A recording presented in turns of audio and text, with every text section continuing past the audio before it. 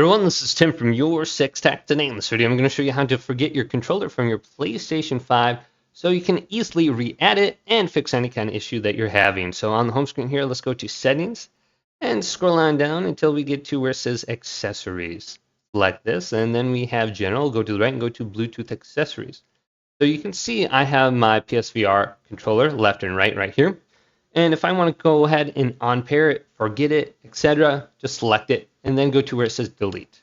Now, if you select your currently used controller, it's going to say disconnect. This is just going to simply turn it off.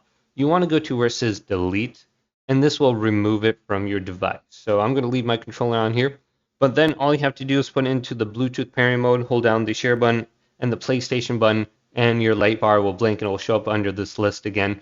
You just need to select it with your remote on your TV, or if you have another controller connected under accessories found, you should be able to just re-add it right here by selecting it, or just use a USB cable and you can easily re-add it with that. So hopefully this video did indeed help you out. If it did, leave it a big thumbs up and subscribe to my channel down below for more tech videos coming up next on YourSixTech.